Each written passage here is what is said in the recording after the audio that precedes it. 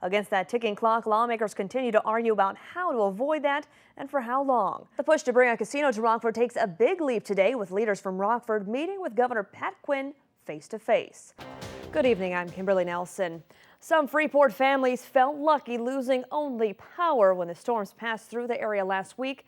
That is, at least until the storm passed and burglars took advantage. No one inside of the NDK plant was injured during the explosion, but debris from the blast flew more than 200 yards to the nearby Belvedere Oasis, hitting and killing a truck driver from Indiana. Some people may soon find it easier to settle down thanks to a new program made possible by a state grant. Yes, now we've seen the FA-18 Super Hornets perform today, and they've been at past air shows. This is the first time we actually have one on static display, so you could go down, take an up-close and personal look at these beautiful Navy jets. It was a brutal day on Wall Street today. The Dow Jones seeing its 10th biggest single-day drop ever. Of course, the just-signed debt deal was supposed to ease turmoil in the markets. The White House said the deal would lift a veil of uncertainty that had been hanging over the economy. So why are the markets so turbulent? They're asking them to go ahead and turn themselves in because it's not worth risking their lives. A group tubing down the Kishwaukee River spots the body of a man gone missing over the weekend. We were at Espenshide Memorial Preserve this afternoon when crews recovered the body. We were just coming out to have a good time, to enjoy the weather. The Kishwaukee River is a summertime escape for many families in the state line. But once again, the quick-moving waters proved fatal. 25-year-old Jonathan Williams went missing Saturday during a tubing trip after he got separated from a friend. And right now, the Kishwaukee, with all the rain that we had over the weekend, it's running high and it's running very fast. The quick-moving waters could have cost Williams his life. His body found Monday afternoon by a group out tubing. The body pushed up along the shore about 100 yards from Espenshide Memorial Preserve. We came down the river and we were talking about it, and we thought we seen a turtle, and the kayaker ended up going up to it and said it looked like a body. The group flagged down the Winnebago County Sheriff's Department, who had a helicopter out searching the area. Crews worked for about an hour to remove the body from the water. With his family on the scene, the Winnebago County coroner was able to identify him, but a positive ID will be done during an autopsy. Making positive identification through fingerprints or whatever else we need to do to make sure that it is John.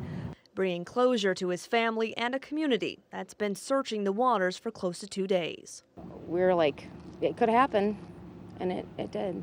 And I'm glad we did, because it's closure for the family, and, you know, faith brought us here.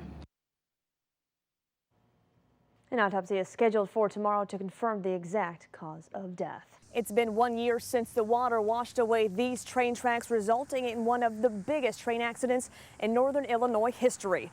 While the tracks have since been repaired, the memories from that day will not soon fade away. The scene today is much different than 1 year ago. On June 19, 2009, the train crossing along Mulford Road was engulfed in a ball of flames. 911, what's your emergency? Oh my God, we're on Mulford Road going south at the railroad tracks, and it just blew up. A train blew up. A Canadian National train carrying 74 ethanol-filled tankers exploded after a heavy storm washed out the tracks. You need fire, ambulance, anything right away. 1 year ago, Calvin Rhodes was on his way to work when he stopped at that railroad crossing. And that's when he noticed the oncoming train begin to hydroplane. Just toppling over each other. They went as high as 20 feet in the air over the trees. And all of a sudden, it was just a big burst of flames. So my first thought was to put it in reverse, but there was a car behind me. So he and the 2 other people in his truck quickly got out and ran. The heat was so intense so quickly. It was so hot that, that it just started burning us. In the year since the accident, Canadian National has fixed the tracks. The tracks have been repaired. I believe they not only repaired them, I think they engineered them a bit differently on how they crossed the road and leading up to it, and then the drainage in the area. The county has also revamped its emergency plan, putting together a detailed list of every single train intersection in Winnebago County. But that's little comfort to Mike Wells and his son, who live right behind the tracks. I wouldn't be surprised if it happened again. I hope it doesn't happen again. And for Calvin, who said the accident was like watching a movie play out on the other side of his windshield. The scars, mental scars, are going to be there for life. The Winnebago County Highway Department says better drainage has been put in place and better monitoring will be done in the future. Good evening, I'm Kimberly Nelson. We have some breaking weather news tonight, so we're going to head to the Weather Center where Ty Shesky is standing by with the latest. Ty, what's going on? Back over to you. All right, thank you, Ty. In other news tonight, with the stroke of a pen, President Obama put an end to one of Washington's most contentious fights in recent memory over the country's debt limit.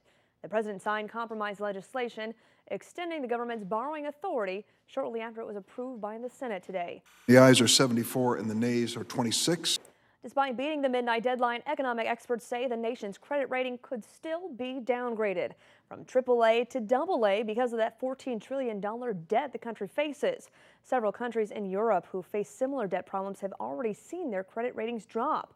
In that event, borrowing costs for everyone will go up. So if you carry a balance on your credit card, it's recommended that you pay it off. If you're a homeowner and haven't locked in your mortgage rate, you may want to take advantage of this historically low rates. Some people may soon find it easier to settle down thanks to a new program made possible by a state grant. The program is called Smart Move. Governor Quinn announced a $200 million commitment to help first-time homebuyers and veterans. One couple in McChesney Park was able to receive $3,500 in assistance towards their down payment for their first home. Smart Move is another way to jumpstart the home market and help a struggling economy. It's given lots of people the opportunity to get into their first home. First-time homebuyers and veterans can receive up to $6,000 in assistance. Homeowners trying to recover from a national disaster will also get a helping hand from the state. Contractors known as storm chasers travel to towns after natural disasters and target homeowners. Well, today, Governor Quinn signed a law prohibiting roofing companies from allowing out-of-state contractors to use their name for their services.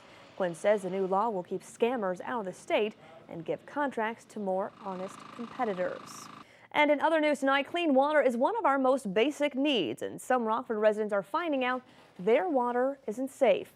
Fox 39's Mark Stevens joins us with more on this story tonight. Mark?